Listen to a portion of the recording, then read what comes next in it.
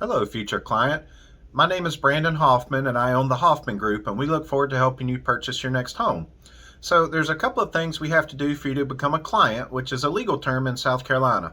And I'm going to give you some quick information on this video about what those documents are. The first is going to be an agency disclosure, and the second is going to be a buyer agency, both of which are required by the state of South Carolina to protect you, the buyer, from unethical real estate agents. The third form is a general disclosure that we use here in my office so that there's no confusion on what we recommend you do as a buyer to protect yourself through the home purchase. So this is going to be a short video explaining those three documents, two of which were written by attorneys, and as such I'm going to explain them in an easy to understand way. If you have questions, we look forward to helping you with those, so just reach out and let us know if you do have any. Thank you so much, and we look forward to working with you. All right, let's do this. We're going to go through the form so you can get to the more fun stuff like looking at homes. Now, I'm not going to go through these verbatim because you would never make it through the end of the video, and they were written by attorneys, so that make for some pretty dull reading. What I am going to do is give you a short summary, but I do encourage you to go through and read these documents yourself, and if you have questions, let us know. First form I'm going to review is the South Carolina Disclosure of Real Estate Brokerage Relationships. This just tells you about agency laws in South Carolina. And if you're not from South Carolina, every state has different agency laws, so it may be different than where you're coming from. Now, if you're a customer, that means the agent owes you basic duties, but they do not represent your best interest in the transaction. There's also transaction brokerage, where an agent is hired for a specific service, but they again don't represent the customer in the transaction. My office does not represent customers, and we don't offer transaction brokerage because we want to represent the client's best interest. That means we go to work for you and you're our client. Now, we do this with an agency agreement. South Carolina requires, in order to become a client, South Carolina requires a written agency agreement. The reason they do this is verbal contracts are not enforceable. If an unethical agent were to wrong a customer, it would be difficult for them to have recourse because there's nothing in writing. However, with a written agency agreement, if an unethical agent wrongs a consumer, it's much easier to have legal recourse because you have a written contract outlining broker duties that you can take to court with you. So let's go through that. So South Carolina defines client level duties that a broker owes the buyer as obedience, loyalty, disclosure, confidentiality, accounting, and reasonable skill and care. Now, we also owe advice, counsel, and assistance in negotiations. Most transactions are single agency, meaning we only represent you, the buyer, in the transaction, and a different brokerage represents the seller. However, we do occasionally run into dual agency, meaning that you have one brokerage with both clients, the buyer and the seller, in the same transaction.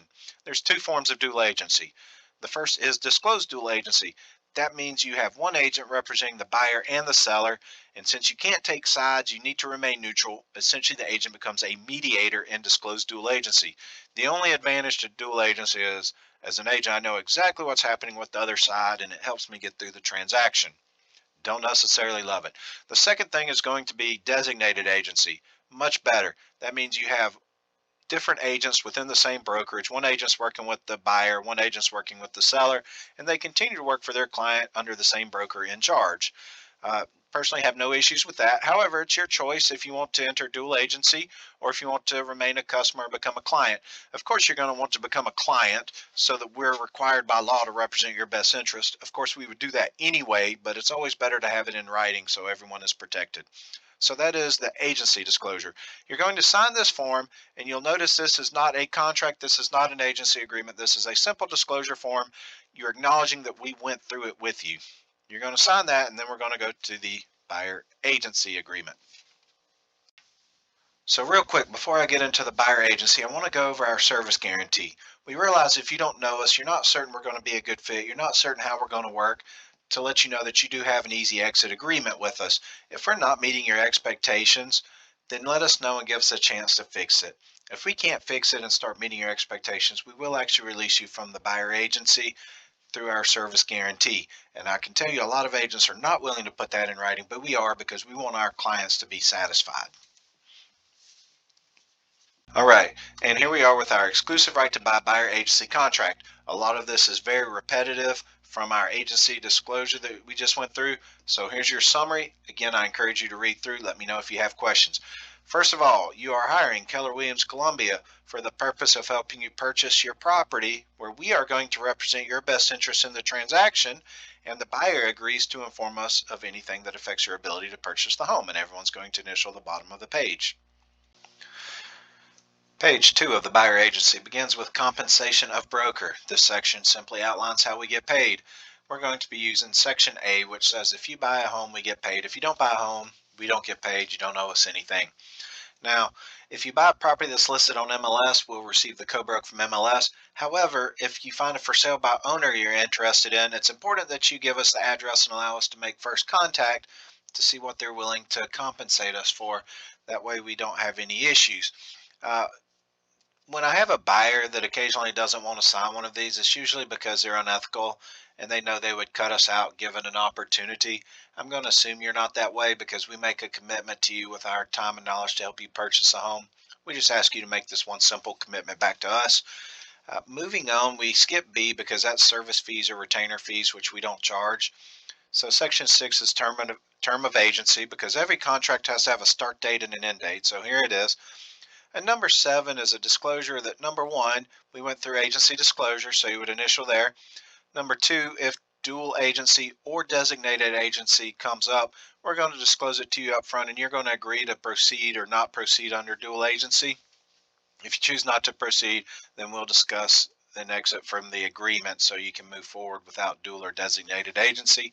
And then again, everybody's going to initial at the bottom of the page. Here we are on page 3 of the buyer agency. You understand there are other potential buyers if someone else buys the home you were interested in. I'm sorry, please don't sue us for that. Indemnification of broker is a complicated way of saying you have not signed a buyer agency with somebody else that is still in effect. Disclosure of identity means we have the right to use your name in the contract and to assist you with the closing and the third party and affiliated vendors. Broker liability limitation simply states that our legal liability is the amount of commission we receive in the transaction, unless we do something intentional or willful to harm you, which we don't intend to do. Non-discrimination, we don't discriminate. And if you need help in a field we're not knowledgeable in, we're going to refer you to professional counsel in said field, whether it's a real estate attorney, lender, tax advisor, so on and so forth. Mediation clause, if we get sideways for any reason whatsoever, before anybody sues anybody, we want to try to work it out in a friendly manner. If you need sex offender information for the area, go check out the sheriff's website where you can find that information, as it's not something that we look up or disclose. And then you understand this is a contract between Keller Williams and yourself for the purchase of a home, and then everybody's going to initial the bottom of the page.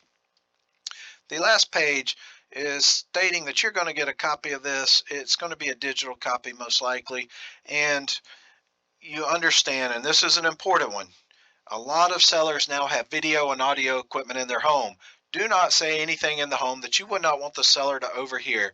So don't talk about what you might offer, what you're willing to pay. Just assume that somebody's listening at this point, and you would give away your negotiating ability by talking about that in the house. And then you understand that this is a contract between yourself and Keller Williams to help you purchase a home, and everybody's going to sign and date, and that is the buyer agency. Again, your initial at the bottom of the page. All right, and here we are with the last form. I'm glad you made it through.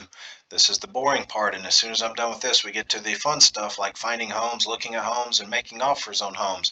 So this is our disclaimer. Just to prevent any he said, she said, we've put on writing the things we recommend that you do to protect yourself as a buyer. I'll let you read through that. You're smart. You can figure it out on your own. I will mention repairs and condition. If you are not satisfied with the condition of a home at closing, we recommend that you do not close on the home. If you choose to close on the home, chances of you getting any recourse or compensation from the seller are slim to none. So your only leverage, if you aren't satisfied with the condition of closing, is to refuse to close until you are satisfied. And then the last thing I'm going to mention is wiring the funds to the attorney.